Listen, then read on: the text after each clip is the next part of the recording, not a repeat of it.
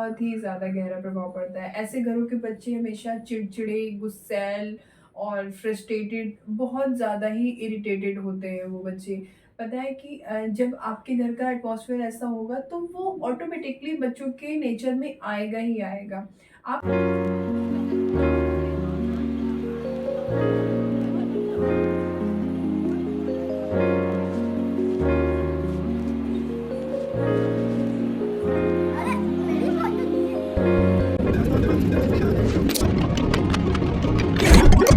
Hello everyone, welcome back to my channel Parenting Alerts. I hope you all are doing well. So आज हमारा एक topic है कि अपने बच्चे का गुस्सा कैसे शांत करें। आप में से बहुत से पेरेंट्स इस बात के लिए बहुत कंफ्यूज रहते होंगे, बहुत परेशान रहते होंगे कि आप अपने बच्चे का गुस्सा कैसे शांत करें। बहुत से बच्चे बहुत ज़्यादा गुस्सा करते हैं, बहुत ज़्यादा अपना एंगर शो करते हैं, जिससे पेरेंट्स बहुत परेशान हो जाते हैं। तो कहीं न कहीं उनके गुस्से का रीज़न भी हम पेरेंट्स ही होते हैं। मुझे पता है कि आप लोग को लगेगा कि ऐसा नहीं है, बट मैं आपको बता दूँ कि ऐसा ही है। एंड मैं आपको 5 पॉइंट्स बताऊँगी कि जिससे आपको रियलाइज़ होगा कि मैं सच बोल रही हूँ।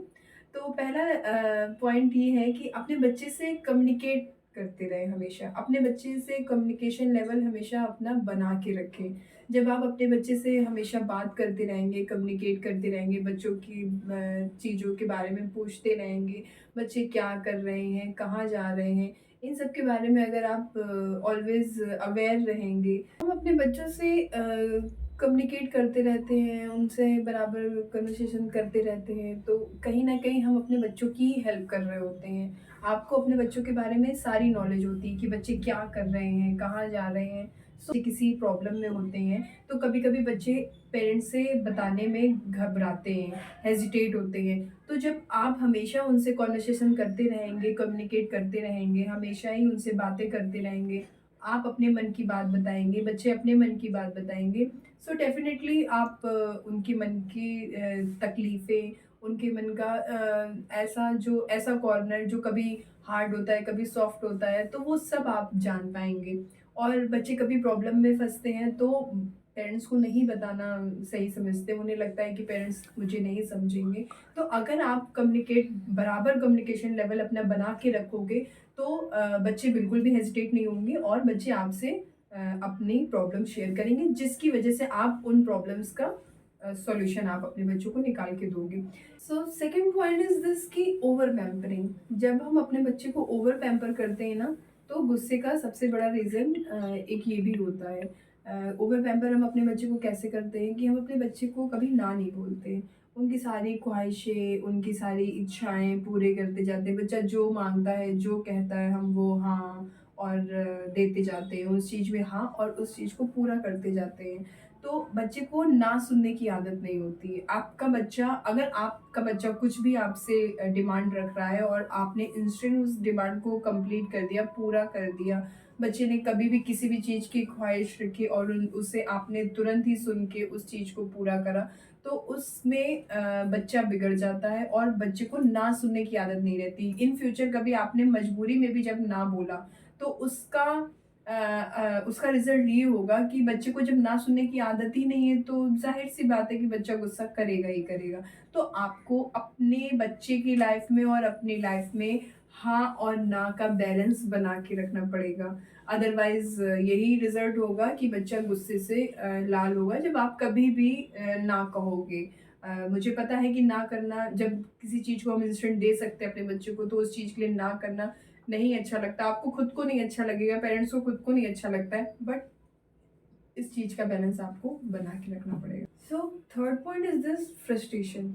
आपको पता है कि जब आपका बच्चा फ्रस्ट्रेट होता है तो सबसे ज़्यादा गुस्सा तभी करता है। बच्चों का है, जब बच्चे फ्रस्ट्रेट होते हैं ना तो सबसे ज़्यादा गुस्सा तभी करते हैं। तो फ्रस्ट्रेशन का कारण जानने की कोशिश करिए। बच्चे तभी फ्रस्ट्रेट होते हैं जब वो आपकी बात समझ नहीं पाते हैं या फिर अपनी बात समझा नहीं पाते हैं। आप कोशिश करिए कि बच्चा आपकी बात समझ पाए। ऐसे उस लैंग्वेज का यूज़ करिए, उन तरीकों का यूज़ करिए, उस लहज़े से बात करिए कि बच्चा आपकी बात को समझे। और आप बच्चे की बात अगर नहीं समझ पा रहे हो, तो फिर आप उसे समझने की कोशिश करो। जैसे बच्चा किसी चीज़ पे ज़िद कर रहा है, बच्चे खाने की चीज़ पे ज़िद कर रहा है कि मुझे ये नहीं खाना, मुझे वो नहीं खाना है, तो आप अपने खाने का तरीका बदलो। आप ऐसा चीज़ उनके सामने सर्व करो, ऐसा चीज़ दो उन्हें, उस तरीके से दो जो उन्हें पसंद है। पसंद है हेल्दी दो, जैसा भी है आप उस चीज़ों को अपने से मैनेज करो। बच्चा किसी चीज़ को खरीदने की ज़िद कर रहा है, किसी भी चीज़ को लेने की ज़िद कर रहा है, तो आप उसे उसे लॉजिकली समझाओ। उस चीज़ को आप क्यों नहीं खरीद सकते हो, आपके पास मनी की शॉर्टेज है, आपके पास फाइनेंशियल प्रॉब्लम है, आपके वो बच्चे के लिए नहीं सही है, या फिर जो भी उसके पीछे जो रीज़न है, आप उस रीज़न को समझाओ। आपको एक बात समझनी पड़ेगी कि जब तक आप बच्चे को लॉजिकली नहीं समझाएँगे, बच्चा नहीं समझेगा, बच्चा अपनी ज़िद नहीं छोड़ेगा। तो आपको अपना माइंडसेट बनाना होगा कि मुझे बच्चे को लॉजिकली समझाना है। मुझे पता है कि पेरेंट्स के पास टाइम नहीं होता है, समझाने का टाइम नहीं होता है, या फिर बच्चे से कम्युनिकेट करने का टाइम नहीं होता है। तो प्लीज़ बच्चे से कम्युनिकेशन लेवल बना के रखें, बच्चे को फ्रस्ट्रेट मत होने दें, बच्चे को लॉजिकली चीज़ें को समझाने की कोशिश करें। अगर आपको नहीं समझ में आता है कि कैसे समझाया जाए लॉजिकली, उस चीज़ के टॉपिक पे सर्च करें, लोगों से बात करें कि इस चीज़ को मैं कैसे अपने बच्चे को समझा सकती हूँ। तो बच्चे का गुस्सा ऑटोमेटिकली कम होगा, बच्चा गुस्सा करना ऑटोमेटिकली कम कर देगा। Okay. And fourth point is this atmosphere. Atmosphere बच्चों के लिए हमेशा शांत होना चाहिए।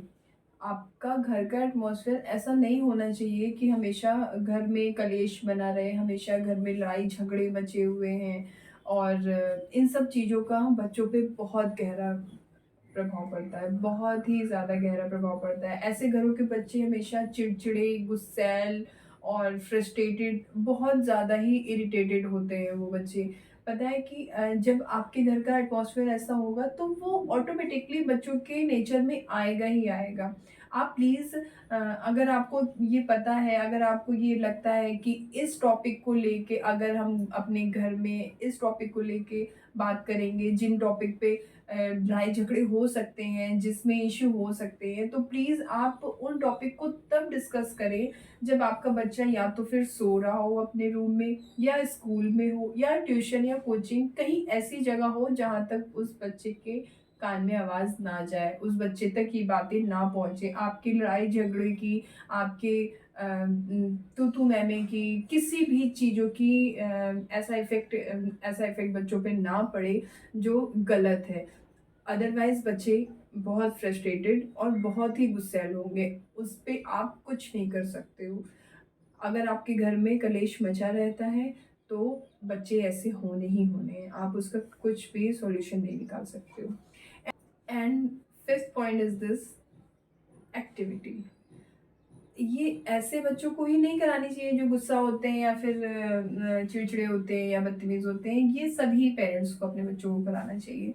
एक्टिविटी ज़रूर करानी चाहिए। अगर आप एक्टिविटी बच्चों से घर पर कराओगे, ऐसी चीज़ें क्रिएटिविटी कराओगे, ऐसी चीज़ें कराओगे जिससे बच्चे बिज़ी रहें, जैसे कि जो बच्चे को अच्छा लगता है, थोड़ा-सा स्पोर्ट्स, थोड़ा-सा ड्राइंग, थोड़ी सिंगिंग, जो भी बच्चे को अच्छा लगता है, आप प्लीज़ कुछ ना कुछ बच्चों से नया कराते रहो। जब बच्चे अपने मन का काम करते हैं ना, जैसे जो बच्चों को अच्छा लगता है, बच्चों को कुछ भी अच्छा लग सकता है। मेरे बच्चे को ड्राइंग बहुत पसंद है, उसे सिंगिंग बहुत पसंद है। तो बच्चों को जब उनके मन की चीज़ें हम करने देते हैं ना, स्पोर्ट्स करने देंगे, बास्केटबॉल, बैट बॉल, बैडमिंटन, कुछ भी, वो कुछ भी हो सकता है। आप ये मत सोचो कि यार ड्राइंग ही, पर्टिकुलर एक ड्राइंग ही हो सकता है, या फिर एक सिंगिंग या डांसिंग का हो सकता है, कुछ भी हो सकता है वो। तो जब बच्चे अपने मन का काम करते हैं ना, तो उनके अंदर जो एनर्जी है ना, वो चैनलाइज़ होती है, वो एक अलग एनर्जी में आ जाते हैं। आप एक बार करा के देखो बच्चे को कि हाँ, उसे जो पसंद है उस वैसी एक्टिविटी करा के देखो, बच्चे का मन अच्छा-सा हैप्पी होता है, शांत होता है, एनर्जी चैनलाइज़ होती है, वो और भी चीज़ों से एंगेज होते हैं, बहुत सी चीज़ें ऐसी और भी करना चाहते हैं। तो प्लीज़ एक्टिविटी बहुत ज़रूरी है। ऐसा नहीं है कि आप एक्टिविटी करने दोगे तो आपका बच्चा अपने मन का हो जाएगा या फिर बिगड़ जाएगा। बट बच्चे को 1 घंटा आप प्लीज़ दो, पूरे दिन में 1 घंटा आपको देना पड़ेगा बच्चे को अपने मन की चीज़ करने के लिए, अपनी अपनी इच्छा के अनुसार चीज़ों को करने के लिए। उससे बच्चे का गुस्सा और शांत होगा, बच्चा और भी शांत हो जाएगा। आज के मेरे ये 5 पॉइंट्स थे, और प्लीज़ आप बताइए कि इन 5 पॉइंट में से आपको कौन-सा पॉइंट सबसे हेल्पफुल लगा? अपने बच्चों पे प्लीज़ अप्लाई करिए, और अगर मेरी वीडियोज़ ज़रा भी हेल्पफुल लगती हैं तो प्लीज़ मुझे कमेंट सेक्शन में बताइएगा। एंड मेरे इन 5 पॉइंट में से मुझे जो सबसे हेल्पफुल रहता है, जो मेरे लिए बहुत हेल्पफुल होता है, वो फर्स्ट मेरा एटमॉस्फेयर पॉइंट है, एंड सेकंड की एक्टिविटी पॉइंट। जो मेरा एक्टिविटी पॉइंट है ना, वो मुझे बहुत हेल्प करता है। जब मेरा बच्चा ड्राइंग करता है, जब मेरा बच्चा डांसिंग या सिंगिंग कुछ भी करता है, तो उसमें एक अलग सी एनर्जी मुझे दिखाई देती है। और फिर उसके बाद मैं उसे जो चाहूँ वो काम कराती हूँ। काम कराने से मेरा मतलब है कि जब उसे स्टडी करानी होती है, तो उससे पहले मैं उसे थोड़ा-सा ये टाइम देती हूँ कि वो अपना क्वालिटी टाइम स्पेंड कर सके, अपने अकेले में कर सके, जो भी उसे ड्राइंग वगैरह करनी रहती है। एंड फिर थोड़ा-सा मेरा, जैसे कि आपको पता है कि वो थोड़ी-सी हेल्प करता है मुझे किचन में, तो वो थोड़ा-सा हेल्प कराता है मुझे किचन में। एंड देन वो हैप्पी-हैप्पी रहता है। जब जिस दिन भी वो अपनी ये एक्टिविटीज़ करता है, तो वो उस दिन हैप्पी-हैप्पी रहता है। तो प्लीज़ आप भी मुझे बताइए कमेंट करके, कमेंट सेक्शन में मुझे बताइए कि आपका बच्चा किन चीज़ों में आपको हेल्प करता है, तो प्लीज़ मुझे बताइएगा। एंड मेरी वीडियो अच्छी लगी हो तो प्लीज़ मेरी वीडियो को शेयर करें, लाइक करें, मेरे चैनल को सब्सक्राइब करें, बेल आइकन प्रेस करके मेरी सारी न्यू वीडियोज़ के नोटिफ़िकेशंस पाएँ। एंड प्लीज़, प्लीज़, प्लीज़ मेरी वीडियो को शेयर करें। Thank you for watching.